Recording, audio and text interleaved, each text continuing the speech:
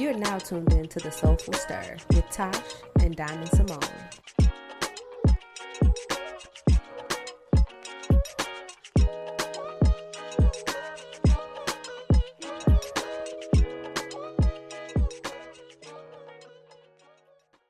We live. And we're back. It's another Sunday.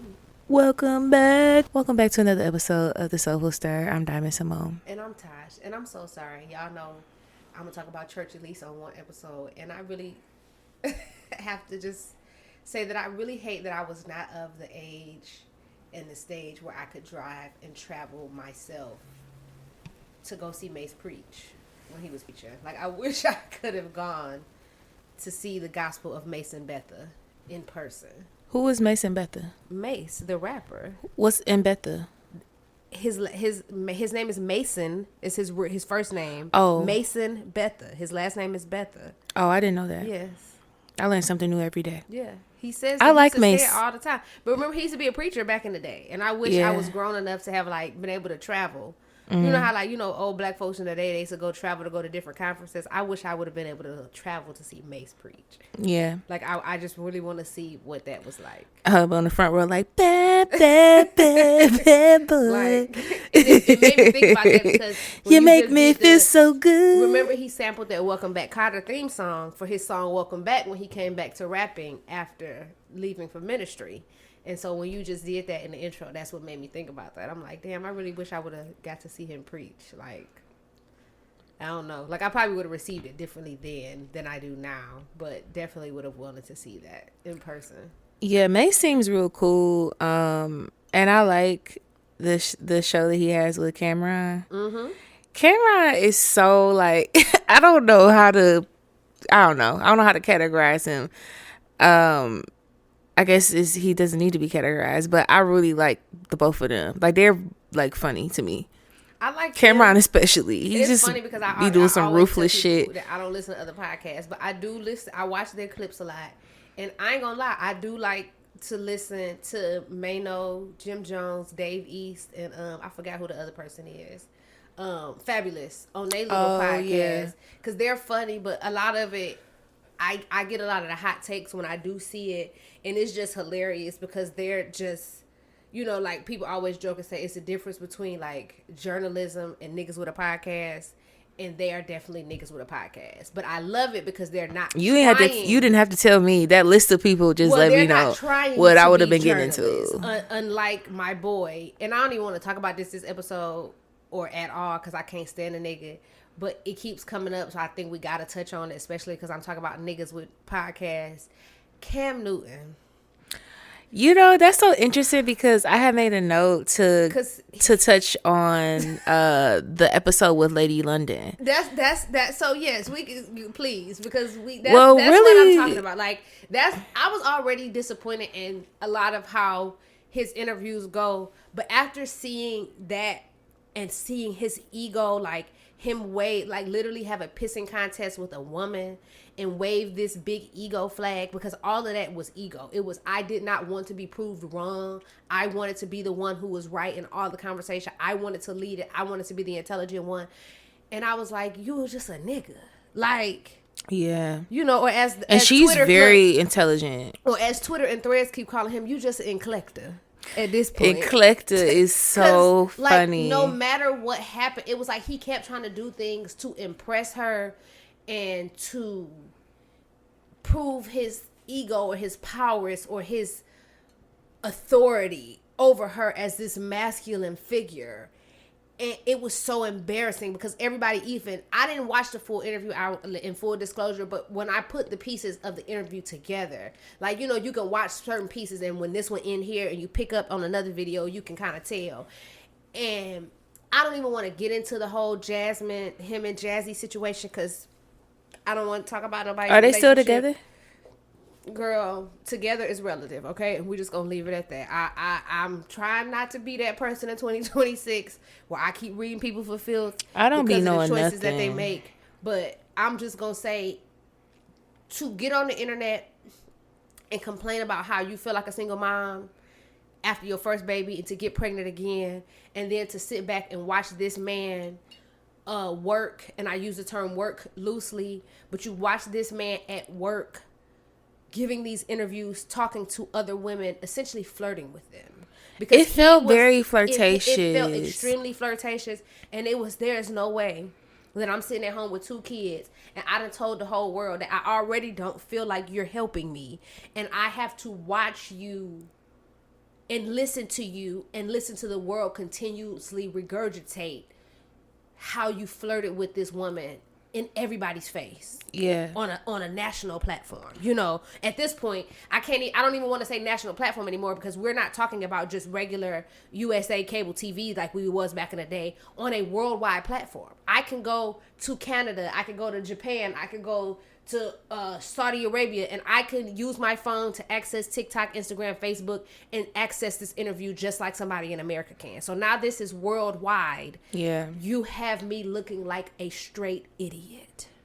Yeah, it's interesting because my thought is always, well, I don't know the dynamic of their relationship, and, you know, I don't know. That's why I don't try to get too knee deep into people's stuff. And that's why I asked, like, are they still together? Because I genuinely don't know. Well, that's why I say together is relative. What I did pick up on was exactly what you said. Like, the interview itself felt extremely flirtatious.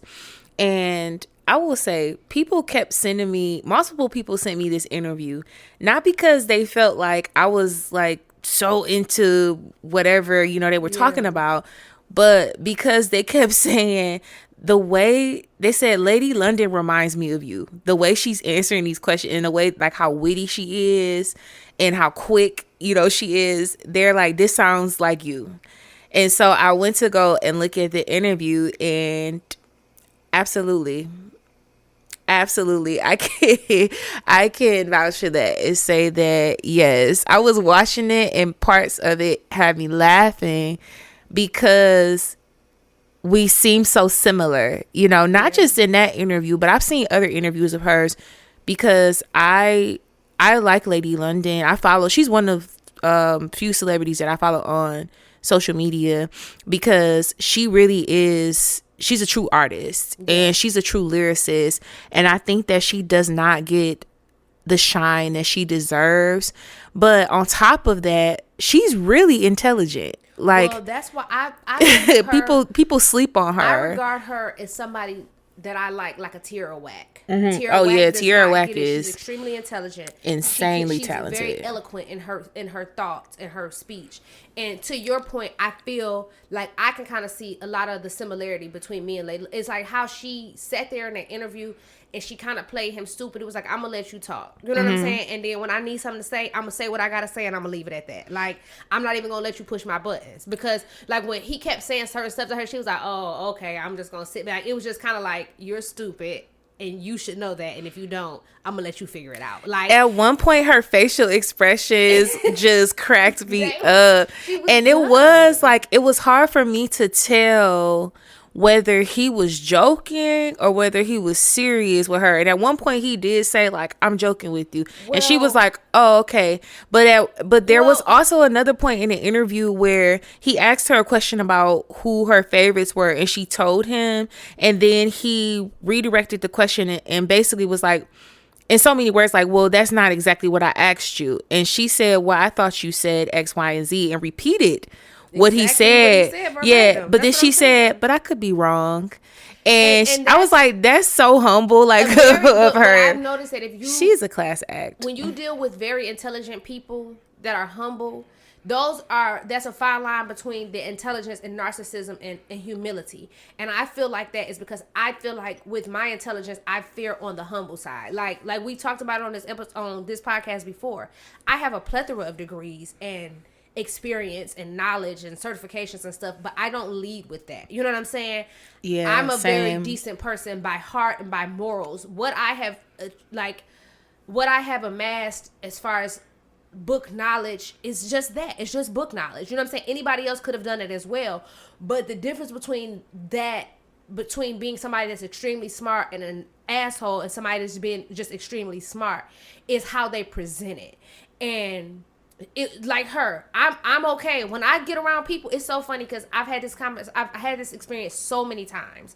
I will be in a room with people as we know, I've discussed it here before and we talked about it. I don't ever lead with what I do as career. Sometimes if I talk about it to people, I'll say by virtue of what I do in my career, but I never come right out and say it because I don't want people to, for one, count my pockets or put expectations on me based on what I've chosen to do with my gift. Basically what we were talking about on the last episode with artistry. You see what I'm saying? Like my gift is logical, reasonable,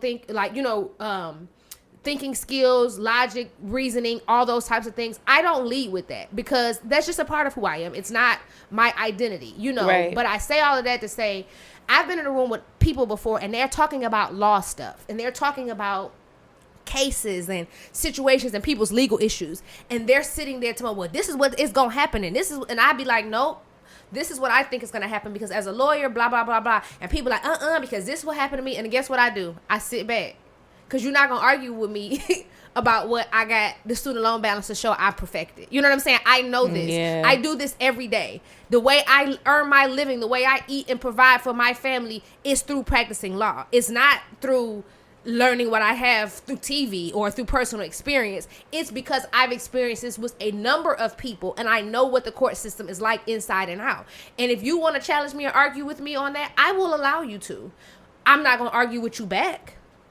Because I'm confident in my knowledge. I know what I know. I don't have to prove to you what I know if I know what I know is 100% fact. Yeah, I mean, that's the thing. And I think that it's helpful to not lead with our careers when we go into different settings. At least for me, I feel like I learn so much about people when I don't tell them what I do. I just let the conversation take off as it will. And maybe if it comes up, then I will let them know. But I absolutely understand that side of it and agree with everything that you're saying.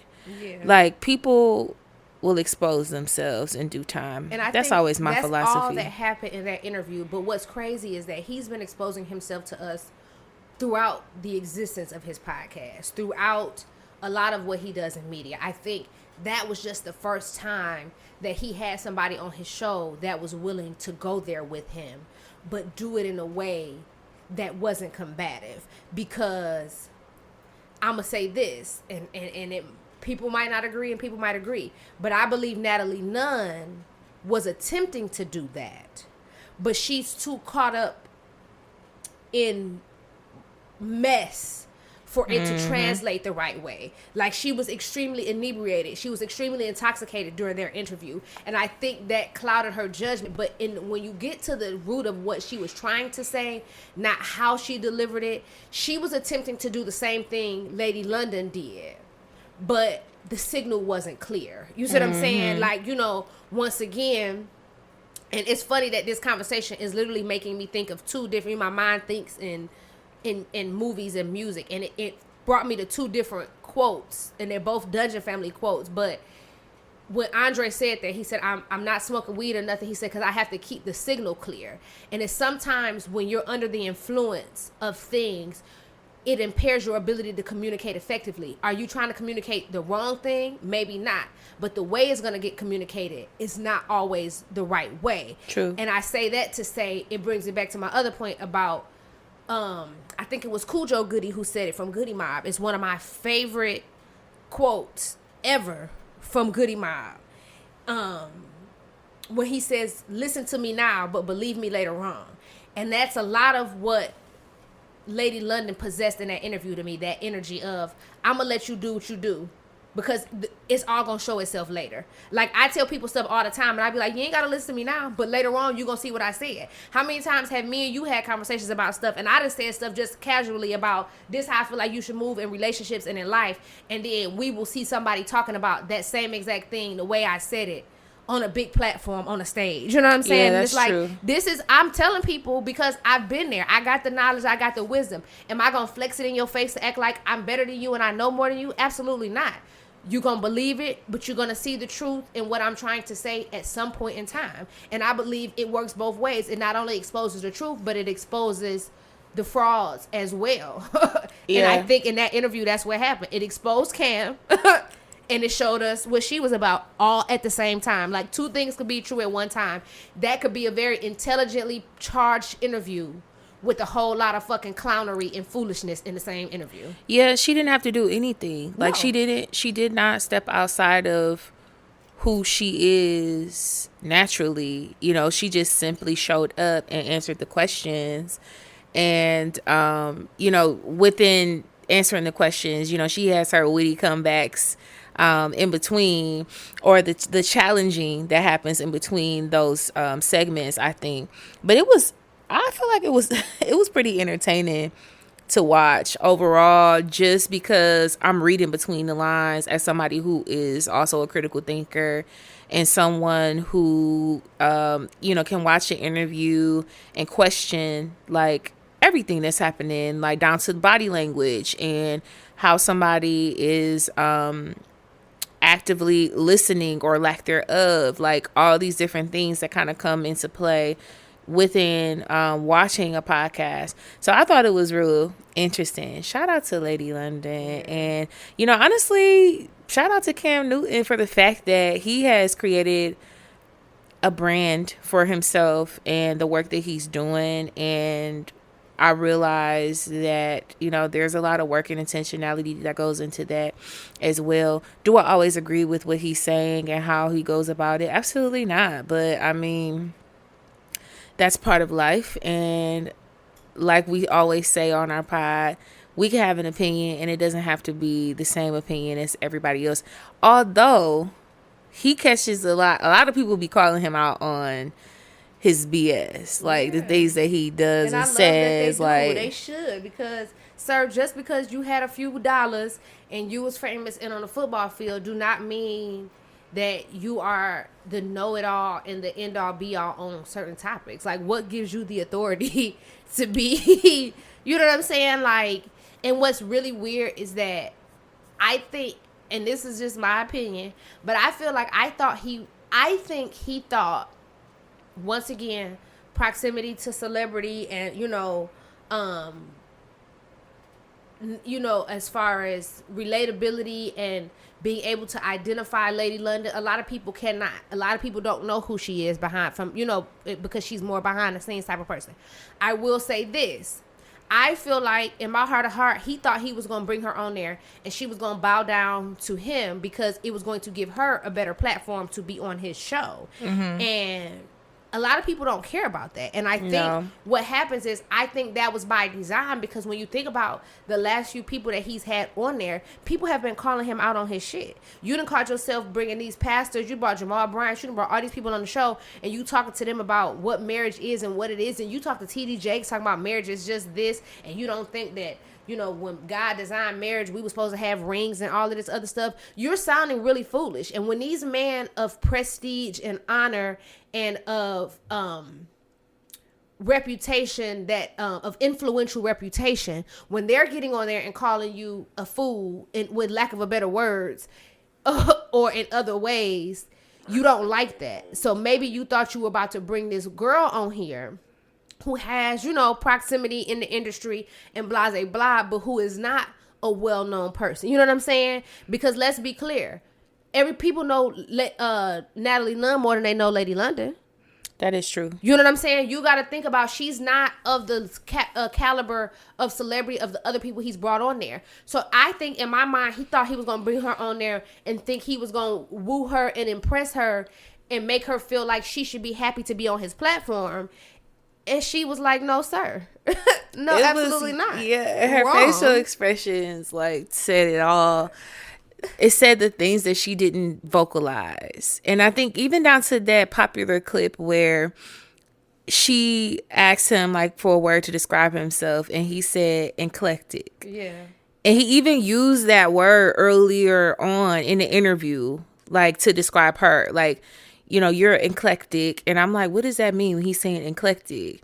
But then he said it again, and she said, say it again. And he says it, eclectic. And she says, it's eclectic. She corrects him. And then he goes on to say that, oh no, it's my word. Yeah, it's like, why can't you just take the correction and say, like, you don't want to, like you said, you don't want to feel like he has to bow down or, like, you know, be corrected. Like, when in fact there's nothing wrong Because with think about correction. it, when those That's holding you accountable. When those same men that I named previously, when they tried to correct him or they tried to give him an alternate thought pattern, but see, what I will say is that they handled him with kid gloves. They tried to mansplain things to him, and they tried to approach him very softly because they are men of the cloth. They are men of a certain reputation, and I feel like they all tried to handle him in a certain way, which once again speaks to the patriarchy in the good old boys club. It was, we know you ain't shit, but we gonna try to give you a little bit of room to build yourself back up, and we gonna build you back up because you still a man, and we still want you to look good. Right. Lady London didn't give a damn about none of that, and quiet as kept, Natalie Nunn didn't either. You know what I'm saying? Because she was like, no, we're doing this. Did it come off real ratchet and off-putting, some of the things she was saying? Absolutely. But was she under the influence of a probably large amount of alcohol and maybe or other things? Absolutely, that too. So once again, the message, the foundation of the message might have been right, but the delivery was very convoluted when it came from her. But it came out very clear from Lady London. And I think that's what bothered him the most, is because of all of the clips that's going viral of any of his interviews, it's these. The other ones went viral for a few days and stopped. But this has been weeks' time that this is still circulating. And people are like, you are really a clown. Yeah, and then it's just also like, you know, just going back to the confusion of me trying to figure out, is he joking right now? Or is this the tone of the interview? Because it didn't seem like Lady London wasn't on the same plane that he was on, you know, and even down to the fact of him saying, like, at that point of, oh, I'm joking with you. She's like, oh, okay. Like, no, you wasn't. You know, I think at that point when he's realizing that things weren't landing the way that he intended for them to, or that, you know, she was just looking at him literally like sideways. Like, am I supposed to be impressed?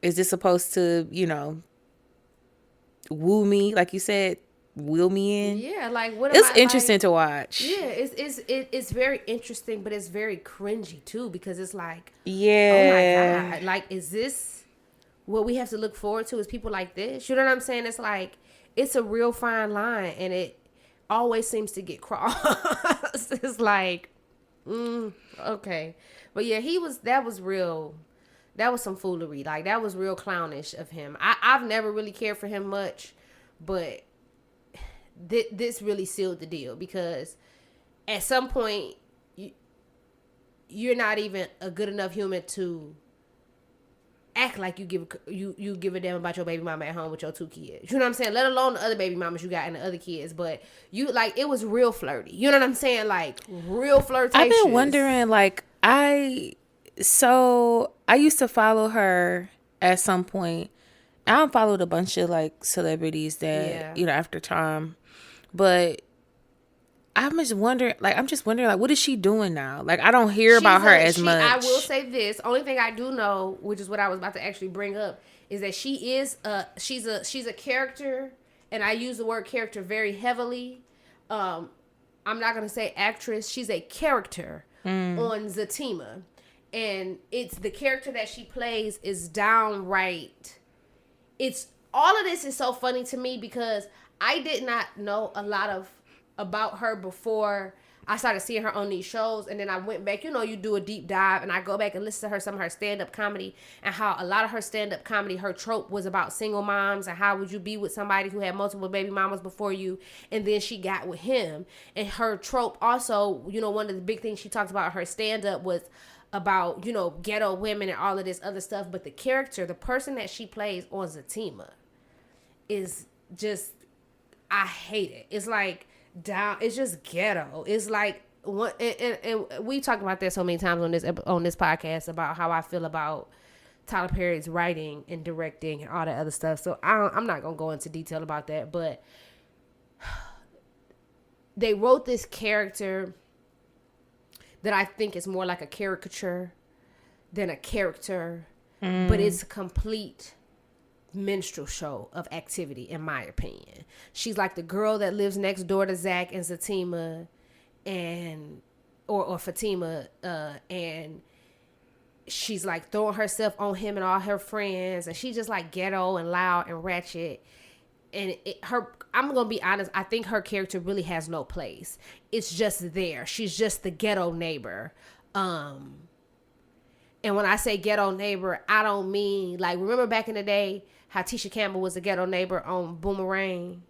When every time he brought a girl over, she's like, girl, he just gonna sleep with you and lean over the fence. Yeah. This is ghetto neighbor to like that Tisha Campbell to like the 100th power. You know what I'm saying? Like, she's outside like rubbing on Zach while Fatima in the house type shit. Like, it's just real ratchet ghetto, and it doesn't fit where the show is and where it's going, and that's in my opinion. But outside of that, I was looking at her Instagram to see like what she got going on. Yeah, like she's such a beautiful woman. I don't think she does anything else besides her little role on Zatima and like on some other little Tubi shows or movies or whatnot. I just haven't seen, like, you know, at one point I was seeing her everywhere, you know, like more often, I would say. And I get that the demands of life change when you have children. Yeah. But, you know, sometimes even just like looking at her social media, I always just be wondering like if people are really happy, you know, with the choices that they've made.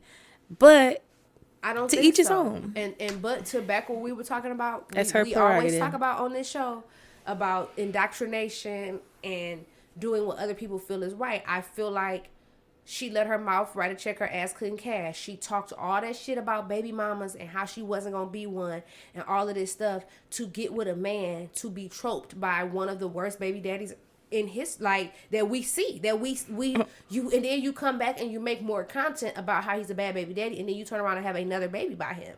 And so I think that kind of, you know, it kind of came back to bite her, because that's what a lot of people keep saying. Like, if you ever pay attention to when the Shade Room or blog sites like that post her and post stuff that she's doing, especially when she's complaining about parenting, more specifically co-parenting, if you look at the comments is like, girl, you signed up for that. You put yourself in that position. And I think that's when stuff started going downhill fast for her. You were only popular for one. I don't like people that hang their hat in their comedy on one subject. You have this only trope was everything that her comedy was about baby mamas and baby daddies and ghetto chicks and all of that. That's all she talked about. If you go back and look at all her old stand-ups, it's all about ghetto shit like that. You talked about it so much. You gave it so much power, whether you made fun of it or not. You let it become your reality. And that's why I think we don't see as much of her anymore now, is because that's all, you were a one-trick pony. That's all you knew how to talk about. And so that's why your character is doing what it's doing on Zatima and being hella ghetto like that, because that's all you know what to talk about. Yeah, she kind of put herself in one. You pigeonholed yourself. You pigeonholed yourself, and then you turn around and made a decision that essentially turned you into a hypocrite. Yeah. That's really interesting. I never thought about it from that perspective, but that's an interesting perspective to have on what's currently happening with her right now. You know, regardless of anything, you know, all the best at the end of the day. And shout out to Lady London, you know, again, because not just for that interview, just the sheer fact that Lady London is one of the most slept on artists that we're looking at in real time. And I want more people to listen to her and to honor the fact that she is an artist and she's a lyricist. And also, you know, I just feel inspired looking at the duality of all of it when it comes to Lady London, and just knowing that she is a college educated woman who took this route into, you know, becoming an artist and becoming a rapper and is making a name for herself consistently. And she doesn't back down. Like, in watching her in interviews, she's just such a class act to me. Like, yeah. I love, like, the way that she carries herself. She's not somebody that is on the internet doing too much. You know, she's organically herself, and you can tell. Well, speaking of her, I think my first introduction of her was from Damani, and we talked about that before on here. I love Damani. Oh, Clean Up. Yep, and I love their chemistry together on stuff. Mm-hmm. And him too as an artist. I think they're really, you know, two artists that we should look out for. They have. I would love to see more collaborations with them for sure. More of a catalog. I think that, you know, it is for an acquired taste. It's definitely not radio music. I'm gonna say that. If you know, you know. Yeah, and I'm gonna leave either you there. get it or you don't. Yeah, and it's very It's really good. And y'all know it's a lot of this new stuff I don't bang with too much, but I definitely love the two of them. Yeah, they're super cool. And it's interesting, even like we talking about Damani, just watching his trajectory and his rise as an artist as well, and being so different from his father's lane and his sound, and you know, all of his kids really they all got their own, you know, thing that they have going on. Except for King. King is funny though. I'm not gonna lie. I see him like some clips online. I've seen him in clips online, and I be cracking up. I tell he is people funny. He's funny because he ain't my kid. Like if he was my kid or if he was my nephew, I would be like done. Like I would be so cut the show. I would be just like, come on, kid. Like it's funny because I ain't got to deal with the outbreak of it. You know what I'm saying? Like the outcome of it, I don't have to deal with it, and it's cute and it's funny. But like, you know, I honestly think that there's a lot more there that they probably need to work through. Because the way him and Zanique portray their parents, often talk about them in the media, is a cause of concern for me. Yeah, well, even especially when he tried to fight T.I. that time. Remember they got into it on live or whatever, and he was like, wasn't it like a game or something? It was a whole bunch. It was T.I. and Tiny. They were like in a suite. Yeah, it was just a lot going on. Yeah, it's a lot going on. It's too much. That's why I said, like, because he ain't my kid, yeah, it's funny. But if he was my kid, I would be stressed. Like, I would really be like, every time we turn around, the boy in jail. Yeah, it's interesting. Also, I just want to highlight his other son too, because we were just on the subject. Buddy Red. He's real Messiah. fly. Yeah, like Messiah is real fly. And I love his music and the fact that it's so different and he's so talented. And it's just interesting, like seeing kids come from creatives and branch off and have their own creativity. Like that's just absolutely. It's so neat to like see.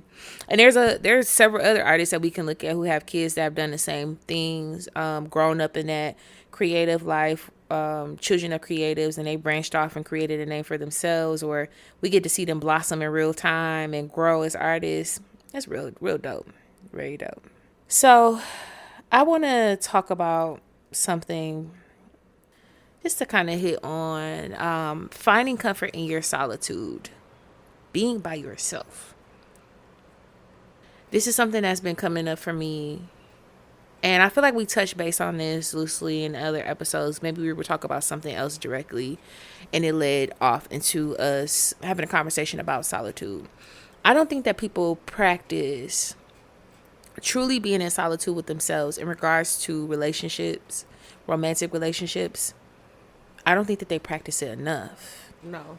And I've seen this happen in real time several times again. And I was just sitting, like, sometimes I have these moments where I'm just, as a critical thinker, I have these moments where I just sit and think about the trajectory of my life and the relationships that I hold near and dear, and how their lives also either mirror my own or are completely different in terms of how they handle situations and what their experiences are like. And also assessing what I've learned from them, because I feel that a large part of our purpose in friendship and in relationship is to learn from one another and to teach one another. Yeah.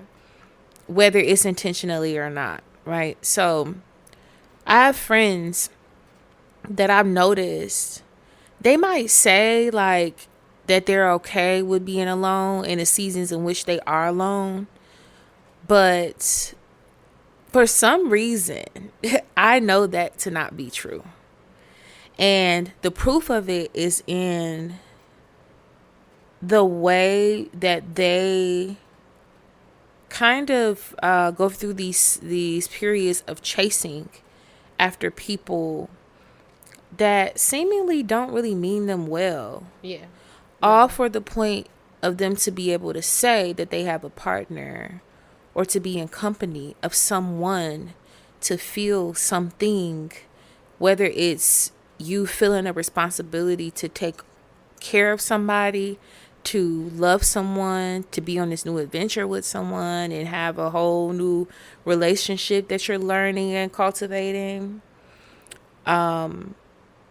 maybe it's something internal that you're trying to sow within yourself. That, but I think hopefully I'm gonna say this. I hope I have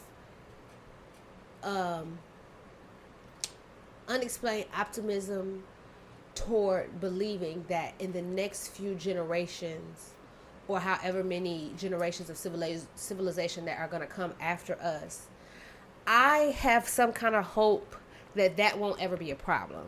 And the reason why I say that is because our generation, and it seems like, I don't know, but it seems like our generation and the generations that are coming behind us are leaning more on the fact of, no ma'am, we're not buying that old way of thinking. And the reason why I say that is because our mothers, grandmothers, aunts, they came from a time period of, Mother Betty Wright said, having a piece of man is better than having no man at all. And they were taught, because there was a lot of, not saying that there isn't now. Don't get me wrong, because we got 3 or 4 girls fighting over a nigga. It's a lot. Don't get me wrong, it's not the same. But back then, it was a lot more of the competing, because there was a lot more commitment and actual marriage and bonding. Now, we got people fighting over just the nigga not spending the night at my house and I'm mad because you got him tonight and I don't. That's not what I'm talking about. I'm talking about which is also interesting. Grandmothers and aunts and stuff that were willing to be married to a man to say they were married. Yeah. And that's to stay married because they were taught that that's, as a woman, you're supposed to be a wife. It's still happening to this day, by the way. Well, because I think it's still being taught to us from those people. That's why I say the generations after that, because maybe with us we will pick it up and teach our daughters and our nieces and our upcoming generations differently. Yeah, because the same men of our generation were taught by those men who are married to those women that you can pay bills and you don't have to do anything else. You don't have to change no diapers. You don't have to help clean up no kitchen. Sir, cut the grass, take out the trash, pay the bills, and that's enough. Because your grandmama said it was better having a piece of man than no man at all. So she don't care, as we talked about on previous episodes, it all ties in together, how she was okay with him cheating and getting drunk on work on Friday and coming home and getting a little physical, because she knew when he came home he was going to bring that check. Yeah. That's what she cared about. The little piece of action she got from him, whether she got some or not, was irrelevant. If she had to put up with a little bit of boxing a nigga in the street on Saturday morning, she put up with that because she knew he was going to pay them bills. She needed a provider. She didn't care if she had a partner. She wanted a provider. So she was dealing with the piece of him that she could get, which was his wallet, his bank account. That's what was the partnership is based in survival. Exactly. And I think hopefully is why I have this, what I say unrealistic optimism, is that hopefully women of our generation, we're learning better and we're not putting up with that just to say we are. Are we going down the right path? And I think we're on the right trajectory? Absolutely not. Okay? Because I see it all the time. I see it in my family where people the women in my family just want to be married because they've been told via either religious doctrination or familial doctrination that marriage is something that a woman has to achieve. You have to get the title of a wife. You have to get the title of this. If you don't have this, none of your other titles mean anything, which is why I'm so adamant about when my cousins be like, oh, well, you should make content about this and you should make content about this. I don't, because guess what? I am more than a partner to a man and a mother to a child. I am also 1,000 other things. Yeah. But we've been taught that we are nothing unless we become those two things. And that's scary because, on one hand, women are being taught that, but then on the other hand, someone like me who grew up in a single parent household with a single mother, I know what's possible, from a different perspective, from a different lens. I do desire romantic partnership and companionship. However, I'm not willing to sacrifice what I truly want in a partner. And even down to the way, especially down to the way that they treat me and the way that they show up firsthand. And I think that a lot of women and men, end up in these situations because they're not comfortable with being alone. I mean, truly comfortable with being by yourself. Like, have you gone seasons of being alone and truly been like, you know what, this is actually kind of cool. Like, I like this. I think that you can only truly be secure and granular and grounded in your values and what you're not going to put up with if you're able to go through those seasons of being alone and truly love it.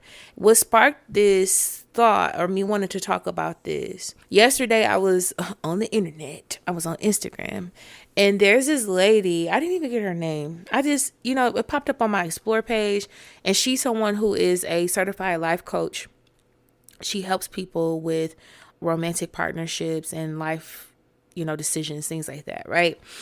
She goes on to talk about giving tips on how to align with your partner, with the man that is right for you. And she goes on to list a number of things. And some of those things included finding a hobby and getting a fitness routine down that requires you to leave the house. The other thing was putting on some clothes, getting up, put on a little makeup, getting yourself together, being intentional about your presence, and going to places that you truly enjoy.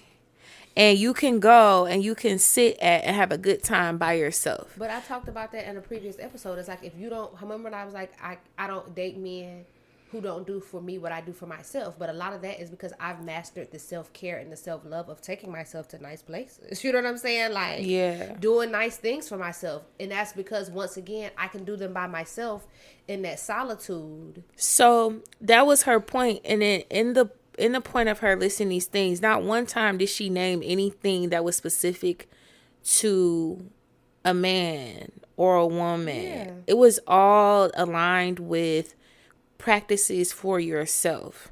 And that was the whole point and synopsis of her video, was you have to, in order for you to align with the man or woman that is for you, you have to become grounded in your own self-care practices and in your own solitude, to where you can actually enjoy being alone and building on your hobbies and things that you enjoy, so that you're able to attract the partner that is right for you, and that isn't truly in alignment with yourself.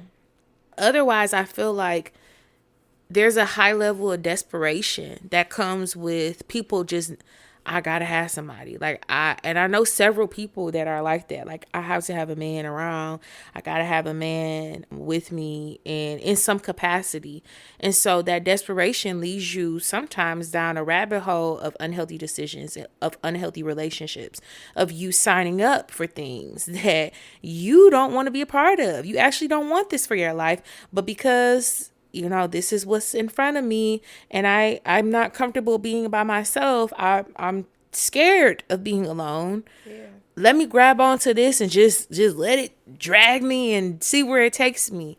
No, it's easy for me to walk away from people, relatively easy for me to walk away from people that I feel like are not in alignment with what I want out of life and what I want out of partnership. And I truly believe that it's because I believe there's no company like your own, first and foremost. Absolutely. I love being by myself, and I like to have those moments of quiet. Yeah. And I don't just mean like having a Sunday where I'm not doing anything and I'm not talking to anyone. Yeah, I like that too. But I mean like those months, those seasons. But it's been years where I've just gone of not being with anybody. I can tie that into previous conversations that we've had on here, like, to bring it just more general. Like, remember the one episode when I was like, go out, you trying to meet a man, go by yourself. When you take your friends with you, you're blocking that blessing. What if the dude don't want to come and talk to you? You know what I'm saying? What if this is the perfect man that God got for you, and he's socially awkward, or he has social anxiety, or he's shy. He's only willing to talk to one person. You see what I'm saying? And you sitting there with 3 of your cackling ass girlfriends. Yeah. Now the man that God has literally put his hand on exactly for you is hesitant to come and talk to you because you sit here with your girls. But guess what? Did God tell you not to go by yourself? True. Because he probably told you to go by yourself. He probably said, get up, get dressed, go to that restaurant. And what did you do? You got your ass on that phone. You called your homegirls and said, do y'all want to go eat with me? Come on, y'all. Let's go. And now you done missed your man. Now God like, dummy, I got to get you out again. You know what I'm saying? Now I got to reconfigure this whole plan. You just never know. I put it on your heart to go to this place at this time for a reason. And that's why I tell people, I'm not trying to be that person. And I don't try to be mean, but I know it comes off matter of fact to some people. But one thing I hate is when I'm telling people my travel plans. And people say, "Oh shit, you should have told me. Let me see if I can find me a ticket." No, that wasn't for me to. That wasn't an invite. Bingo. If I wanted you to go, I would have told you ahead of time. Planning. If I call you and say I done booked me a trip to X, Y, and Z, baby, it's booked. That means how I wanted it to go is how I'm planning for it to go. Sometimes journeys are not for everybody, and I don't care what that is. Like, it's been times I've gone to the grocery store. I've been literally getting ready to go to the grocery store, and my brother was like, "Oh, I'm gonna go with you. I'm gonna go with you." If people ever see me and my brother in person, people always think me and my brother dating because he tall as hell, he big. I already look young. People think he 30. They think we together. I've literally told my brother, "I'm not about to wait on you. Let me go by myself. I'll be right back." Went to the store, vividly, I kid you not, went to the Whole Foods, put my stuff up on the counter, and the man in front of me was like, "Hey, let me pay for her stuff too." Was he trying to flirt? No. Did he try to get my phone number? Absolutely not. But maybe if my brother was there, he would have thought my brother was my man and didn't offer to pay for my groceries because he would probably thought it was disrespectful to do it in front of my man.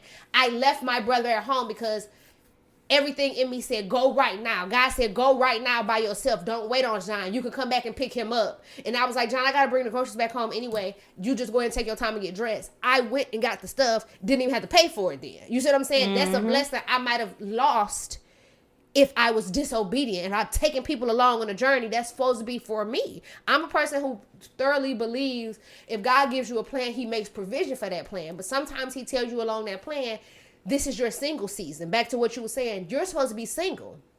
Yeah.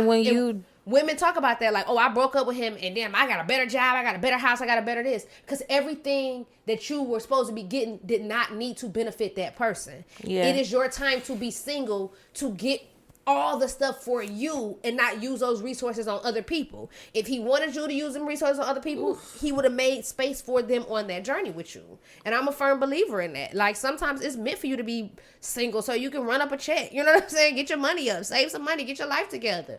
Focus on you. It's just so many different reasons why. But I think that everybody should go through a season of just being alone. There are so many people who have never gone through that season, like, since they were children.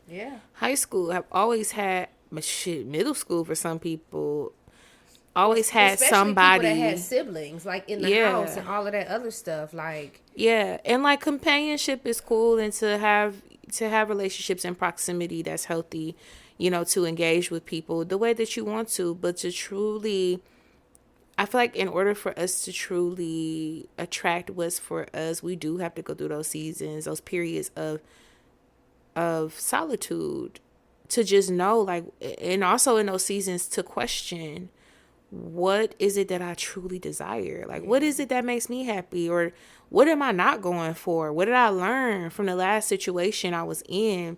You don't have any breathing room to do any of that if you're going from one situation to the next situation or relationship, whatever, like, because you're not giving yourself any time to explore and to be alone with your own thoughts. As soon as you jump from one situation, you're jumping back into hosting, you know, a myriad of feelings and expectations and follow through with somebody else. You're tending to the journey with someone else, whether it be a good journey that ends up well or not, you know? So it's just something to think about. Yeah. So I wanted to talk about that. I'm glad I got that off my chest. Well, speaking of solitude, one of our favorite shows is All the Queen's Men, and those people are totally not solo, and they're not living a life of solidarity with amongst themselves because they're doing a whole lot. Yeah. Speaking of which, I don't know if you are aware, and I really want to talk about this because it's really paining me, the ignorance in certain people. So there's been an announcement where Christian Keys has essentially announced that Midnight and Amp will no longer be returning to All the Queen's Men. No, I didn't know that. That reasoning is kind of jumbled. I'm still kind of figuring that part out. But Christian Keys actually went live, and when somebody asked him about All Queen's Men, he explicitly stated that Amp will not be there, that they're not even giving his character a funeral. They're going to pretty much kill him off, and that's going to be it. He said all this on live, and he explicitly stated that the reason why he's not going to be allowed back as a member of the cast is because he keeps showing up to set high. What? Well, I'm thoroughly confused at the lack of ignorance and at the lack of logic and the presence of I'm going to say, I don't want to use the word favoritism, but there's a lot of, I think, intentional ignorance or ignorance that is being displayed when analyzing this split amongst Christian Keys and Sky Black. The reason why I say that is because he keeps saying in the video that he was high. Mm-hmm. We know that this is where my lawyer kick in. We know that high is just a general, essentially it's a slang word for being under the influence of, some kind of narcotic or drug. Well, people keep saying, why Christian Keys mad about him smoking weed? Weed is legal. For one, that is incorrect. You heard it here first. Weed is not legal. Weed is legal in certain states. Georgia is where they film All the Queen's Men, and Georgia is not a state that has legal marijuana. Let's start there. Am I going to get into the legalities of whether you should smoke weed if it's legal or not? That ain't none of my business, okay? That I'm just going to leave it there. That ain't none of my business. People go do what they want to do. I'm just going to say this. The intentional ignorance comes in where you just, because y'all like the character, y'all automatically assume it was weed. Mm-hmm. I was the automatically assumption that it was cocaine, not weed, because who complains about smoking weed nowadays? You see what I'm saying? Granted, I do believe weed impairs you to a certain level, but the way that Christian Keys dramatized this whole situation was that he was so high that he was unable to function. And he said when I confronted him about being high, he laughed in my face. To me, that is somebody that is high off something that ain't weed. Yeah. Okay?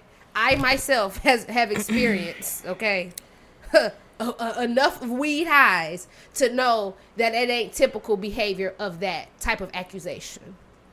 Yeah, to where you would be like, I don't want this person on the show anymore. That's my point. I think it was bigger than marijuana. I guarantee you everybody on that set was probably 2 or 3 shots in, 1 or 2 cocktails in, a gummy or edible, a few hits off a vape, a few hits off a blunt in. I'm not trying to be funny, and maybe I'm old school, but ain't no way I'm a grown man and I'm taking off my clothes and oiling up my chest and being around a whole bunch of other grown ass men, us thrusting pelvises, unless I done got some kind of altering influence going on that's gonna relax me for me to be able to do this, okay? Because it's a lot of hip thrusting and everything. Like, I feel like they at least got to take a shot, have a glass of wine. You know what I'm saying? A little 10 milligram Eddie here and there. Something. Oh, my God. To get them where they need to be able to perform. But when you start doing cocaine and other things, is when there's a problem for me. Because that's when you start having really big, altering, emotional... You're having a lot of emotional altering situations go on. People smoke weed and they just get relaxed and they get calm. And maybe, you know what I'm saying? I get it. That could possibly piss you off if you supposed to be, in a high dramatic scene and this motherfucker just relaxing. Because he high. Okay, cool. Mm-hmm. But I can also see the adverse of when you are doing copious amounts of cocaine, you're probably on that set causing all kind of drama. Yeah, The attitude is probably about to be crazy. You know what I'm saying? Your reaction time is about to be off. It's a lot more than you just sitting down, thrusting your hips. Yeah, you just don't know how that affects people, and to the point of if this is something, and also if it's something that he's publicly disclosing at this point. I mean, I do have like questions around that, because I feel like that's a bit unprofessional to get on live and to address that on live. Like and also like, but we also know Christian Keys to be very, very sassy in his approach. I will say this is not the first time, because remember, he was one of the people that accused Tyler Perry of some, or his name came up in those initial sexual assault allegations. Christian Keys is the one who wrote the book for All the Queen's Men and did everything.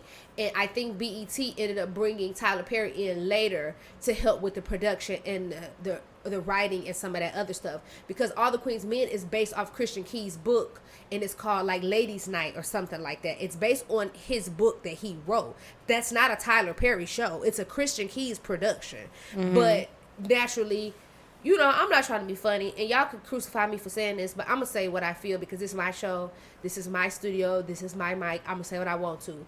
But when you get two sassy queens arguing, it's going to go crazy. You know what I'm saying? You got Christian Keys being extremely emotional and extremely sassy. You got Tyler Perry that we know is extremely sassy. We don't really know a lot of the truths behind none of this stuff. I'm going to say all of that. But for you to come on with a lot of conviction and say that after you've already been enthralled in some legal stuff, lets me know that I don't think you're bringing an allegation, because since you've been in so much legal stuff, you know you can't get on this platform and just run your mouth without having some substantial proof.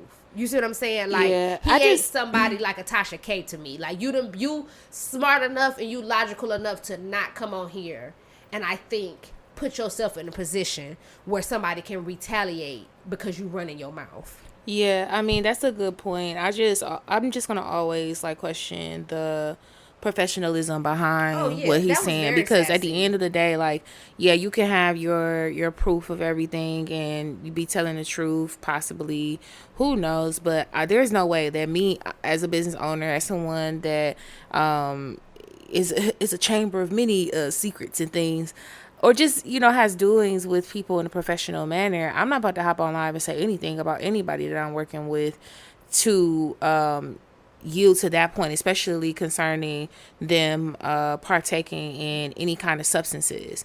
Like, yeah, really all you had to do, really, but see, it wasn't even a place for you to even tell them that these characters weren't returning.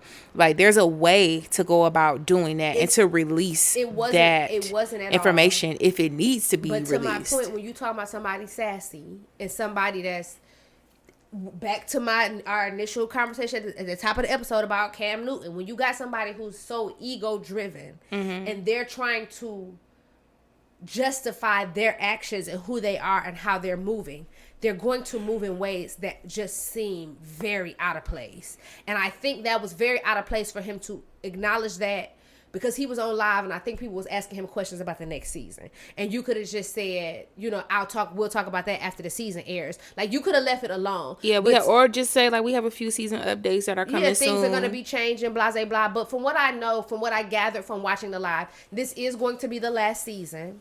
I mean, I'm not mad about it, though, because I feel like the storyline was kind of getting drugged too much. Yeah, it was being dragged along to the point where it's like, okay, now it's starting to get boring. Do we really think Eva is making all these deals? Like, you really think this woman in Atlanta, of all places, is supposed to be this? They gonna let a black woman run Atlanta like that? Absolutely not. Okay. Yeah, that is. We've seen Shirley Franklin, baby. They tried to do everything to tear Shirley Franklin apart when they found out that her daughter was connected to that BMF man. It was a lot. Like, we know that it's extremely just, you know, it's drama. It's made for TV drama. It's a scripted show. It's cool. But what that put me in the mind of, and, you know, people say it all the time, but it put me in the mind of, like, the way he was talking and the way he was moving in that live was like a sassy 50 Cent. Oh, God. Because you see what I'm saying? 50 but you got to think about crazy. It. When every time 50 Cent get into it with somebody, one of the actors or something on his show, and he put him off, he go online and he talk about him. Yeah, well, the points are being made. You see what I'm saying? He gets everybody else involved in it. He brings it up. He talks about it. And it's the same thing. He does it because it's BMF, it's power, and he is 50 Cent. I created these shows. I can talk about what I want to talk about. And I think that's the stance that Christian Keys was taking with this. But what was so crazy to me was all the taking up for Sky Black in the comments. Like, don't get me wrong. Without knowing. But again, that's what we talked about last episode. The absence of critical thinking and of just the presence of sheer ignorance. Like, you don't know anything. And that was, you don't know nothing about this man personally, first of all. And it was showing lack of accountability for me because they kept saying, this is so fucked up. He just got married. Him and KJ just had a baby. Okay, if him and KJ just had a baby and you just got married, why are you getting high when you go to work knowing they can fire your ass for it and then you won't have no job to take care of your wife and your kid? Where was his critical thinking when he was getting high? You see what I'm saying? Like, y'all can't say that this man should have put up with, because I'm going to tell you, you know what I'm saying?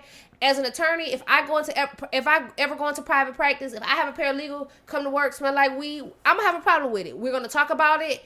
If it doesn't affect like court or something else, I might leave it alone. We're going to have a talk about it. It's going to be a space for conversation and correction. But we live in the state of Michigan where it's legal. I can't tell you you can't do something that's legal. You see what I'm saying? Can I tell you can't do it before work? Absolutely, when I'm your employer. That's a different level of occasion. But like I said earlier, Georgia's not a state where marijuana, cocaine, anything is illegal. So even if it was legal, it's not legal there is what I meant. Even if it was legal, I, as your private employer, can still have a problem with you coming to work under the influence. And I think that's what people are missing. It's still an employer-employee relationship. And as your employer, I have the right to determine what the code of conduct is around here. Yeah, well, I mean, again, it's just the absence of critical thinking. Yeah. And yeah, to your saying accountability as well. And it just goes back to us talking about celebrities. We don't know anything about these people. We also don't know what type of financial situation that he and his wife have set up to where, you know, people are just so engulfed in things that have nothing to do with them. Like, that part of their personal life, it has nothing to do with you. Like, okay, well, this is something that, if this is the truth and this is what's happening, it's something that he unfortunately has to be held accountable for, and it is what it is. I do want to say that we are at time. So for the sake of time, I am going to share, we will have a confession kicking off for the next episode for you guys. Anything for the sanctuary scoop? No, not really. Well, I don't have anything either. Thanks for tuning in to our show. Follow us on everything at The Soulful Stir, TikTok, Instagram, YouTube. Comment, like, subscribe. Please engage with our content. We're going to try to start posting more. Not try. We'll do. Just bear with us with all these different transitions happening. Me specifically, because it is we do have gotten very lives. Difficult. We talked about that last episode. We do have. And we're wearing all the hats right now because we're, really just getting started with this thing. And if you haven't noticed from other episodes, if you haven't put the pieces together, we are both two very highly spiritual people, in multiple ways, in a multitude of ways. And if you know anything, or if you understand that, we just ask that you're patient with us, because when you're a highly sensitive spiritual person that is in tune with a lot of stuff, you carry a lot more than the typical person. And I think people don't understand, by virtue of what we do as an attorney, and you in spaces with your doula work, essentially our jobs entail us literally taking the problems of other people and putting them on our shoulders and being the champion of those problems. And both situations entail situations, and I hate to just be very crass, but in situations of life or death. I'm dealing with attorneys. People can go to jail for life. That's their life. People have lost family members, and I'm dealing with attorneys that stole their inheritances, or diamonds bringing babies into this world. We all know that women can go a full term and deliver a stillborn baby. So we are, in essence, in very extreme careers, if that makes sense, or for lack of a better explanation. But we are humans that are living this experience just as you are, and things happen that actually keep us from recording on a regular schedule. Sometimes things happen that just change the trajectory of episodes, and sometimes we have to shift our priorities elsewhere. So I just want to give a formal thank you for being along this journey with us and riding with those changes and understanding that they may be a week or two that, you know, we don't have a new episode. And we tried very hard to not have that. Like, trust me, we're doing, and if you watch Young, Famous, and African, we're doing our level best to make sure we bring forth new content and engaging content on a regular basis. But sometimes I think in this age we forget that life is not all about content, it's about living it. And sometimes we're in experiences where we're living not only for ourselves but for other people. So I say all of that to say, just please be patient and please be cognizant that you're dealing with, and you're on this journey with two people that have heavy things that are going on.